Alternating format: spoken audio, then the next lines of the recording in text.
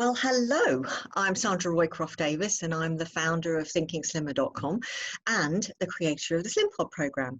And today I have got Lindsay Lowe with me, who is a psychotherapist, and she's on our Slimpod program, but she has amazing insights for everybody on how cortisol and stress drive you to eat.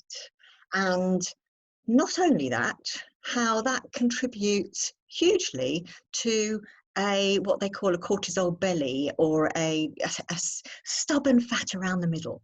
So welcome, Lindsay, and it's so lovely having you here.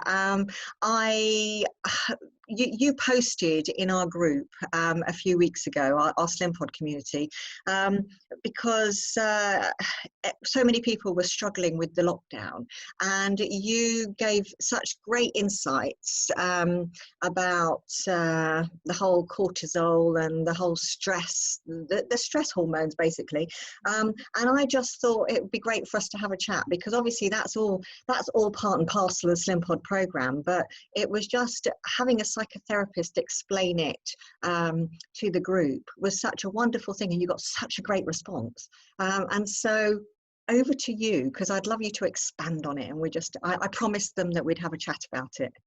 Yeah, sure. Okay, so I don't know whether it would be useful, first of all, to say a bit about myself and my Slimpod journey, maybe.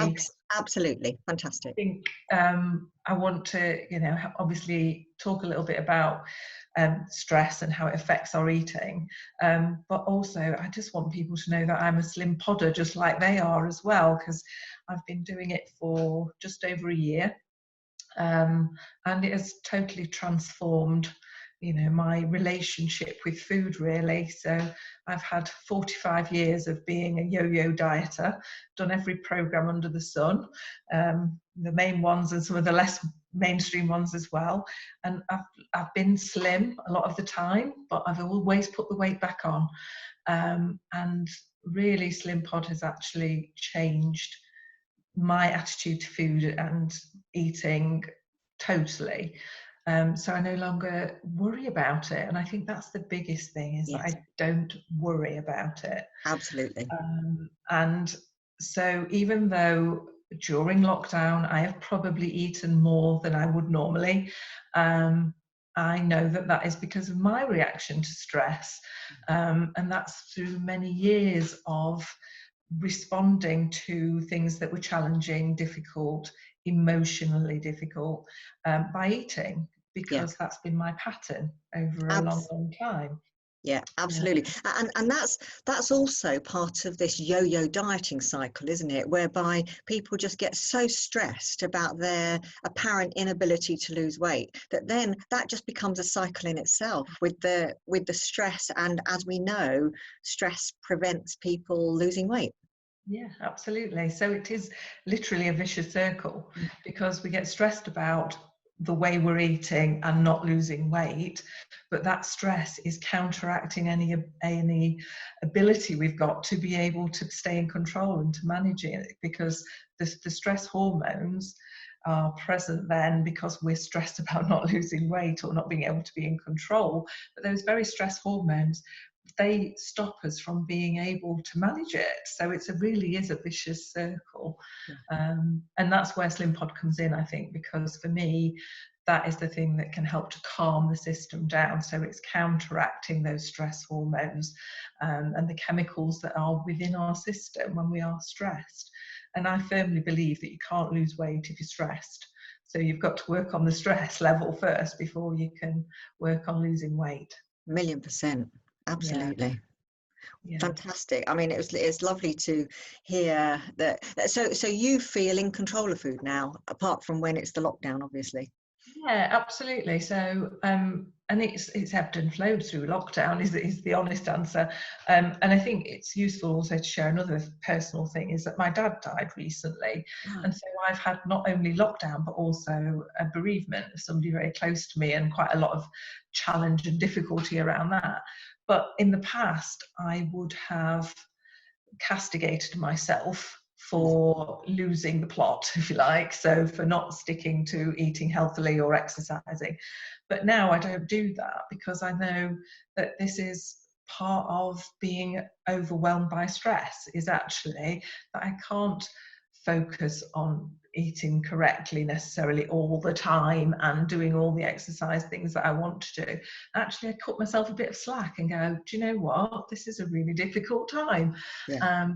And all the things that I know about our nervous system tell me that my nervous system is reacting to what's going on at the moment. So yeah, it is essentially it's a life threat situation, isn't it? You know, Absolutely. I might not personally think that I am at risk, but my nervous system can't tell the difference. My nervous system thinks, actually, lots of people are dying, therefore you could die too. And what it does then is it goes into an automatic process.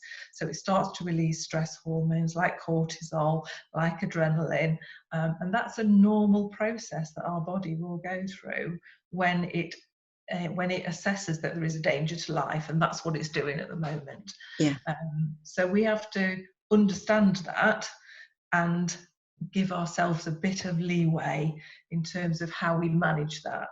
Because some days we'll do better than others. Some days we'll be okay and we'll think, yeah, I feel in control today. Today I've made healthy choices about the food I've eaten. I've been for my walk and I've done the exercise.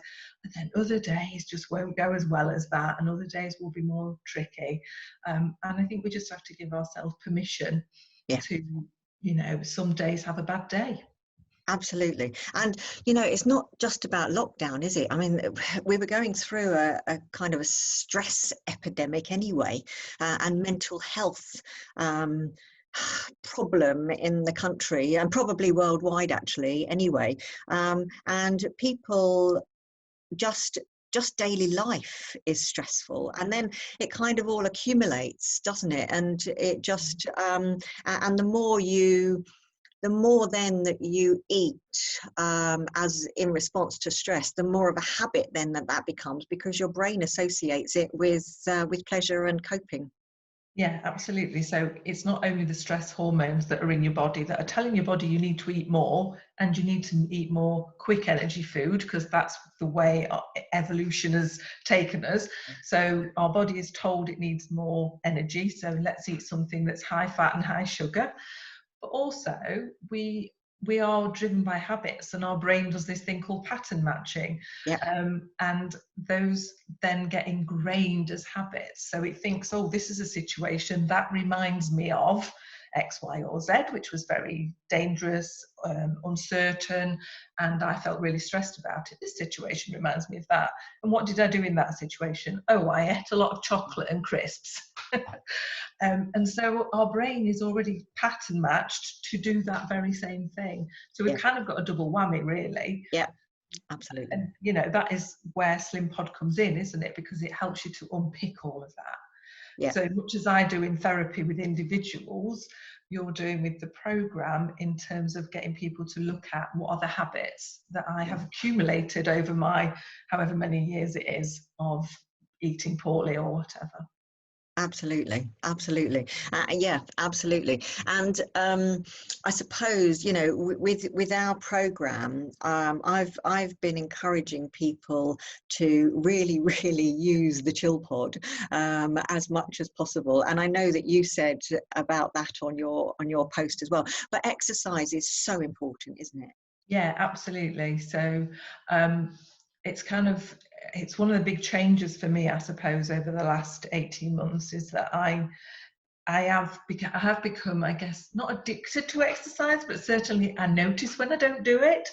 I notice that I don't feel as good. So one of the big changes for me is that I no longer weigh myself. I might as well give the scales away to a charity shop once they're open again, because they're just in a cupboard and I never get them out. But I can tell in myself by how I feel and by how my clothes feel and how much energy I've got. as to how well I'm doing in terms of looking after myself, because essentially that's what we're doing, isn't it? Yeah. We're talking about how we look after ourselves and our physical body. And exercise is a big part of that for me now. So I know the day, I mean, early this week I wasn't very well. It wasn't the dreaded coronavirus, but I had a couple of days where I was unwell. And so I didn't exercise. And then I had a day where I thought, right, I'm not going to exercise today because I'm only just feeling better. But today I've exercised and I felt so much better because I've done it. And it really does boost our dopamine levels, and then that's what we need the dopamine hit to come from something like exercise rather than coming from food, whatever our food treat is, because Precisely. it's the same chemical in our brain, and we all need that, and we get it from lots of different sources, as you know, but one of the good ways we can get it is from exercise. Absolutely. And that's what the Slimpod actually does, is create this kind of bridge where you are no longer getting the it's almost like a metaphorical switch, that you are no longer getting the buzz from food. You're getting it hopefully from exercise, unless you're, you sometimes you might need to give yourself a little bit of a kick with that, but a lot of people find that that's what happens. So yeah, I mean, honestly, it was such a revelation when I saw your post, because sometimes it requires somebody else to to help with the process of explanation, I think, because it's such a difficult subject as well. It's a really difficult one to get your head around, how your hormones can actually be responsible for driving you to eat. It's just the whole cortisol, adrenaline, the whole nervous system. It's a really difficult thing to explain to people. So it is, and it's really helpful to understand it, I think, in the terms of it's part of our body, our nervous system, all the hormones and nervous system all interact with each other, and how that all works together. It is complicated, and I only know it on a very basic level. There'll be other people who know it in a much a more profound way than I do, maybe, but I understand it in terms of how it affects me and how it affects my clients. I've done a lot of work with people who've suffered abuse as children or as adults, actually. So it's all connected to our response to trauma, really. And actually, I just kind of want to mention that because I'm sure there are lots of Slimpodders who've experienced those things in their life as well. And that means we have a much more sensitive response to the hormones as well. So it's worth understanding that, I think, if you are a person who's experienced any significant amount of trauma in your life or difficulty as a young person, then that will likely have affected your response to the hormones, and to your nervous system will be acutely triggered by stress. And if that's not to say you can't change things, because you can. We are in control of our mind, body, our destiny. But if you understand it, if you understand that this can happen to you and that your hormones can hijack you at times, then you've got a much better opportunity to be able to stay in control and to understand what's going on. Yeah, absolutely. If you're aware, then that's like the first thing on the road to, well, that's where empowerment comes from, doesn't it? Yeah, absolutely. Yeah. So anyway, look, I'm not going to keep you any longer. Thank you so much. It's I really, really appreciate you you spending the time to talk about this, because it's just been, over the last 6 weeks of lockdown, it's just been such a huge subject, and something that I just felt that we needed to do a little bit more of an explanation of. So thank you so much, Lindsay, and thank you, and also thank you for your kind words about the program. Oh, you're welcome. And it's all true. Thank you. Take care. All right, take care. Bye. Bye.